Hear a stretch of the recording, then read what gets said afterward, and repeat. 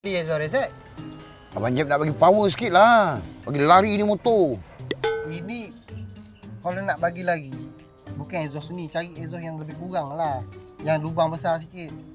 Ini dah lain lah Jeb. Ini kalau letak sini bukan motor ni lagi. Orang tengok pun lagi. Aku pergi bawa balik lah. Apa beli exhaust macam tu?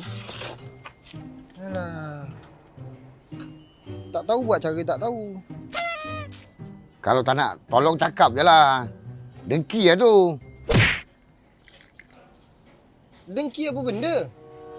Daripada saya masuk exhaust ni, baik saya ambil exhaust Proton Wira. Dengki, mana ada dengki? Saya pun tak nak pakai lah exhaust tu. Bukan tak nak tolong, memang tak boleh masuk. Alah, biasalah tu. Padahal boleh masuk. Dengki lah tu. Biasalah orang Kelantan.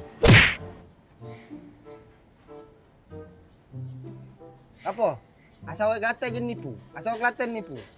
Orang kahwin memang Kelantan. Tapi exhaust tu memang tak boleh masuk. Pergilah negeri mana-mana pun. Tak boleh masuk pergi Kedah pun. Hal ni apa dia nak masuk exhaust ni? Apa dia ni? Nak orang apa? Yo yak gitulah lu.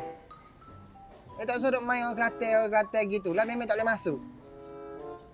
Alah, lawa tua ni. Fikir orang tua je ni. Kalau fikir budak ni, dak atas belakang dah.